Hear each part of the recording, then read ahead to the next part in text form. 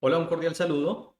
Me he propuesto en este canal realizar una serie de publicaciones que permitan entender el contexto actual en el que nuestro mundo es manejado, conducido y gobernado por aparentemente unos pocos en relación a los 7.837 millones de almas que hoy habitamos este hermoso planeta.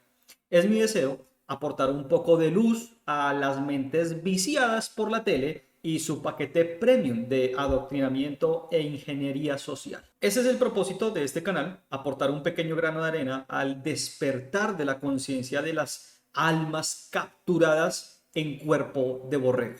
Así que si es su primera vez en este canal, le doy la bienvenida y le extiendo la invitación a ver los videos que he venido publicando donde pretendo levantar una voz de luz que pueda permear las densas tinieblas en las que hoy quienes gobiernan este mundo nos tienen sumergidos.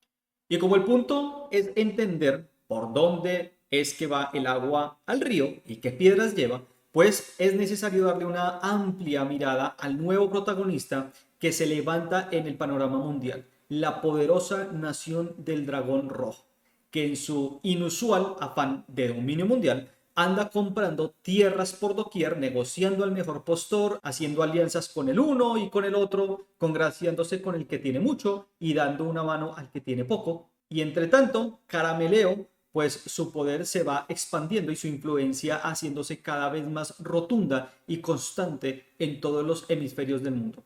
Y para que podamos entender el tema de los famosos ancianos chinos, de su oro, la conformación de la Alianza Mundial, su desproporcionada población, su liderazgo tecnológico, la singular forma de gobernanza social, su política digital, su carrera espacial, su protagonismo en el reseteo financiero, su liderazgo en la inteligencia artificial y bueno, un sin más de facetas que caracterizan a la potencia asiática, pues es necesario entender su contexto histórico, social y político para que podamos ir atando cabos, como suelo decir, y vayamos viendo por qué la premonición de Napoleón estaría preocupantemente cumplida. Y me refiero cuando el emperador francés dijo hace unos 200 años, China es un dragón dormido y cuando despierte hará temblar el mundo. Detrás de esta frase hay un contexto, es decir, por algo dijo esta famosa frase Napoleón. Y es mi deseo compartirle en los próximos videos ese contexto que le permitirá conocer y entender mejor la figura del imponente dragón rojo que sin duda alguna ya despertó. Así que suscríbase, active la campanita de notificaciones para que no se pierda la continuación de este video y sin más preámbulos, comencemos.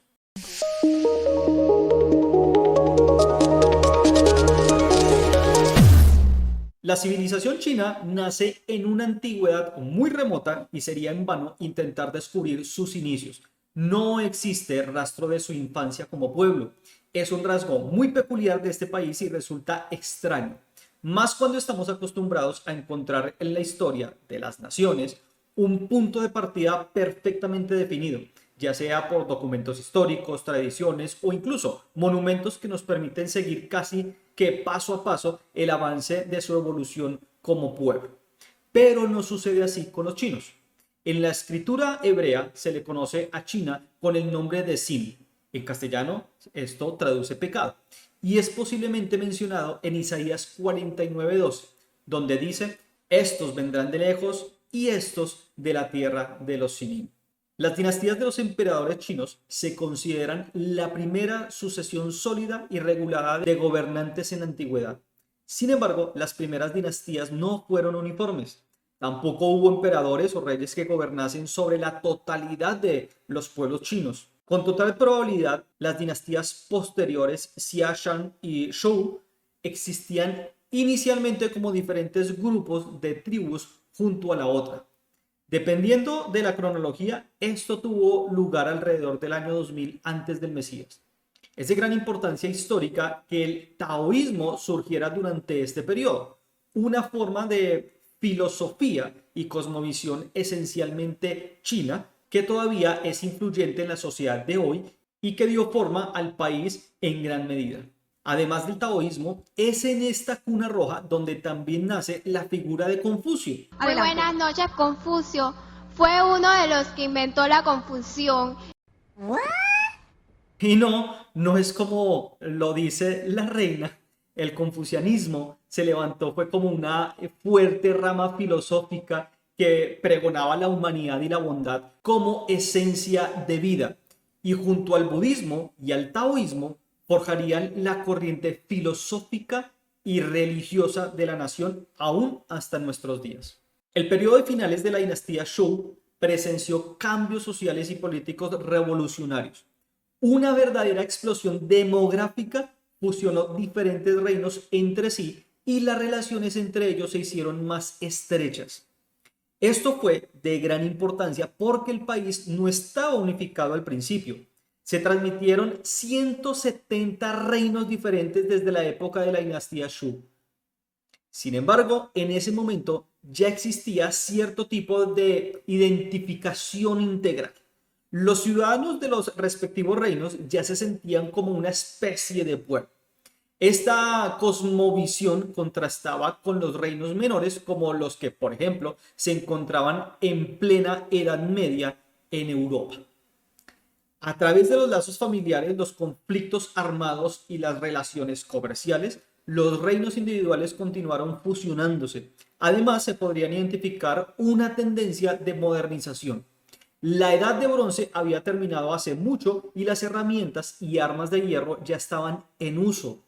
También hubo avances revolucionarios en el campo intelectual.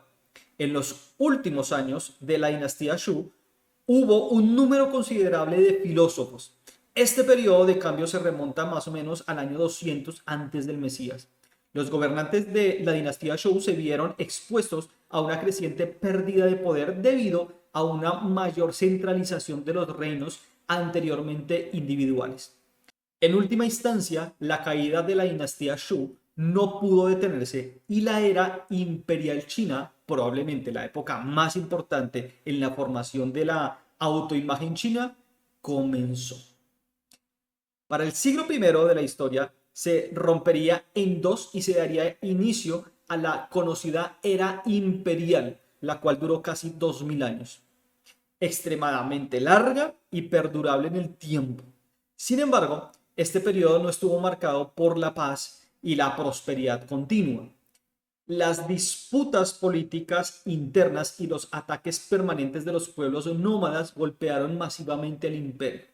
Esto último llevó a la construcción de una de las estructuras más llamativas de la historia de la humanidad, alrededor de la cual se entrelazan numerosos mitos y leyendas. La Gran Muralla China. El bastión contra los bárbaros que invadían las regiones vecinas del norte regularmente se debe al emperador Qin Shi Huangdi, uno de los gobernantes más famosos del imperio chino aún en la actualidad. Este emperador también es responsable del famoso ejército de terracota. Se suponía que 8000 soldados de piedra en el mausoleo de Qin Shi Huangdi garantizarían la seguridad del emperador incluso después de su muerte. Para historiadores y arqueólogos, este es un tesoro increíblemente valioso. La representación de los soldados ofrece información invaluable sobre el sistema militar de esta época y da una idea de que ya en el momento de la creación del ejército de piedra, que eso fue más o menos alrededor del año 220 después del Mesías, el imperio era una fuerza armada más que seria y altamente organizada. Representaciones auténticas y detalladas de armas, armaduras y uniformes transmiten una impresión del progreso técnico del ejército imperial. Por lo tanto, el ejército de Qin Shi Huangdi es una indicación importante de la importancia de China a principios del primer milenio.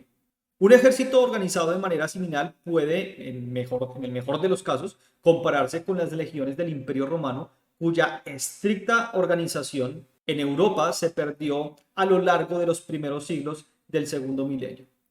No solo los militares y la arquitectura dan fe de la importancia cultural. La era imperial fue indicativa de progreso tecnológico. El reino de China siempre, y bueno, hasta el día de hoy, ha estado un paso por delante de la cultura europea. El papel y la pólvora, por ejemplo, son inventos chinos bien conocidos, pero especialmente en el sector de la artesanía, China produjo productos revolucionarios y para ese tiempo absolutamente innovadores. En el siglo IV, los herreros de China ya eran capaces de producir hierro fundido. Con ello, el desarrollo hacia el acero no estaba muy lejos y no les quedaría grande, por supuesto.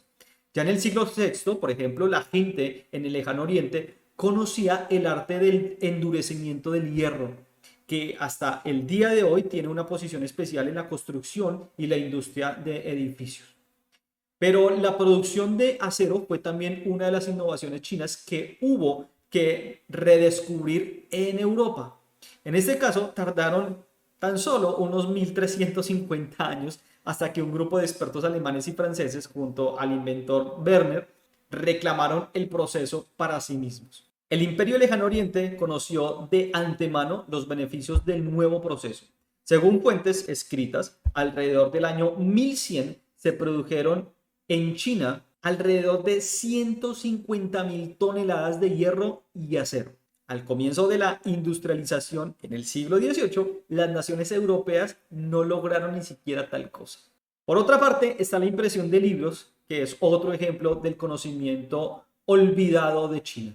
Ya en el siglo IX, los procesos de impresión de bloques de madera eran usados en China y los primeros sellos de impresión de cerámica se pueden fechar en el año 1040. El inventor de Mainz, Johannes Gutenberg, solo reemplazó el material en un proceso que realmente se conoce. La innovación de Gutenberg fue el uso de las letras metálicas móviles. Esto condujo a una verdadera revolución cultural en la Europa de la Baja Edad Media. La tecnología básica vino nuevamente de China. Por ejemplo, a Venecia, la carrera de la imprenta fue ganada y fue revolucionaria dentro de las comunidades judías del Alto España gracias a que un mercader judío pudo traer el papel de China o lo conoció en una de las rutas comerciales en China y bueno, eso potencializó en gran manera la impresión en el España de Europa. Durante todo un milenio existieron avances fundamentales en todas las áreas. Entre el 500 y el 1500 después del Mesías, la cultura china fue muy superior a la de Europa en casi todas las áreas. También en las ciencias naturales como la física, las matemáticas y la astronomía, China estaba considerablemente muy por delante de la competencia europea. Lo mismo se aplica a la tecnología agrícola. Los nuevos métodos de cultivo de arroz garantizaron la nutrición del pueblo en constante crecimiento. Ya en el siglo XII se dice que China tenía unos destacables 100 millones de habitantes. Se logró un auge económico adicional cuando se reconoció que los buenos productos de China, como la porcelana y la seda, muy famosa por este último, también eran extremadamente populares como artículos de lujo en Europa. Incluso en la Edad Media, China era una fuerza poderosa en Asia y sin embargo no era una utopía medieval. Las disputas internas estaban a la orden del día. Había una burocracia estricta y punitiva y un grado extremadamente alto de militarización en la sociedad. También había discriminación. La gente del sur de China albergaba prejuicios contra los habitantes del norte de China. Ellos básicamente se consideraban a sí mismos como más valiosos. A pesar de esta brecha, todavía se veían a sí mismos como una nación unida y la superioridad económica y científica y tecnológica sobre otros sistemas estatales en el mundo estaban profundamente anclados en la conciencia de los chinos. Este aumento de la autoestima finalmente culminó en el sinocentrismo, la versión de China como el centro del mundo. China no tardó en tomar conciencia de su alta cultura y capacidad y con un toque de ego y algo de vanagloria nace este concepto del sinocentrismo, que es lo mismo que decir chinocentrismo, viéndose China a sí misma como el centro de todo. En pocas palabras, China es el único país verdaderamente civilizado del mundo. Así era como ellos se veían a sí mismos, ¿no? Esta cosmovisión no solo fue aceptada por China como un hecho ineludible, sino que también reguló el orden político en la región del sudeste asiático y eso durante 2 milenios. Los gobernantes de China actuaron en consecuencia. Al interactuar con otros pueblos, actuaron desde la posición de superioridad. En términos de autoimagen, se veían a sí mismos como un reino de progreso y sin rival. Se consideraban a sí mismos como completamente civilizados y a todos los demás pueblos se les dio la designación de bárbaros, sin ninguna gradación. Esta calificación no fue usada para calificarse a sí mismos y consideraban que los pueblos mongoles eran tan bárbaros como los representantes de los sistemas feudales de la alta Europa medieval. Tenían un poco de el ego bien inflado, ¿no? Bien, pues por siglos China vivió en su propio mundo, en su propia burbuja, se hizo de una civilización que por siglos fue inexplorable por los pueblos europeos que encontraban en el imponente Himalaya un muro natural casi impenetrable y que si de correr con suerte era sorteado, las fuerzas enemigas o de exploradores indeseados eran consumidos por el altiplano tibetano. Los inmensos e imponentes desiertos de Asia Central separaron China de las culturas persa y babilónica de Oriente Próximo. Las caravanas comerciales emprendieron legendarios viajes intermitentes que pretendían acceder a las afamadas sedas chinas, pero aún así el pueblo rojo se mantuvo socialmente impermeable a las costumbres de Occidente. Alcanzando el primer milenio, de cierta manera, China se conformó con su vasto territorio. Europa se encontraba aún más lejos de lo que los chinos consideraban los mares occidentales y a pesar de contar con una tecnología náutica que lo ponía a la cabeza del mundo y sabiendo que sus flotas hubieran podido llevar al imperio a una era de conquista y exploración, se mantuvieron al margen y se centraron en el establecimiento de una sociedad hermética y consagrada al aislamiento total, ellos con ellos. Sin embargo, en los primeros años de la dinastía Ming, entre el 1405 y el 1433, China abordó una de las empresas navales más notables y misteriosas de toda la historia. El almirante Shen He emprendió viaje con unas flotas compuestas por barcos del tesoro, así era como se llamaban, que eran tecnológicamente sin precedentes, y emprendió hacia lejanos destinos como Java, India, el Cuerno de África, hasta llegar incluso al estrecho de Hormuz. Para esta época no había empezado todavía la era de los exploradores europeos. La flota china poseía lo que podría considerarse una ventaja tecnológica insalvable. Superaba en tamaño, perfección y número de navíos a la Armada Española que tardaría aún varias décadas en surcar los mares. Pero ¿de dónde saldría todo este conocimiento y poderío naval? Bueno, es importante resaltar que para mediados del siglo XIII, la figura del veneciano Marco Polo, el afamado Marco Polo y sus viajes, aparecería en escena, aprovechando la incomparable capacidad y desarrollo naval que Venecia ostentaba. Y recuerden, Marco Polo hacía parte de la nobleza veneciana. Hay que, si quiere ver un poquito más y entender todo este tema de la nobleza veneciana, le invito a ver el video del control económico mundial, la parte 1, donde allí expongo todo el tema de cómo Venecia surgió como una poderosa nobleza que hasta el día de hoy domina el mundo. Así que bueno, Marco Polo perteneciendo a esta nobleza, aprovechando toda la riqueza y el poderío que tenía Venecia para este momento, pues se aventuró a las inexploradas aguas de los mares de China. Y fue entonces donde la nobleza veneciana y los emperadores chinos tendrían contacto por primera vez. Esto permitió establecer rutas comerciales entre las dos esferas de poder más importantes en este mundo de la Edad Media.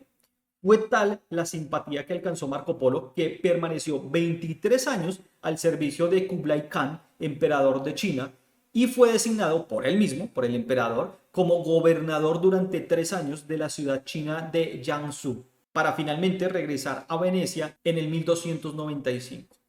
Esta interacción cultural fue registrada por Marco Polo en su obra El libro de las maravillas del mundo, donde resultan llamativas estas líneas. Se las leo. No importa de qué manera lo cuente, no lograría convencerlos de que lo que digo está dentro de los límites de la verdad y la razón.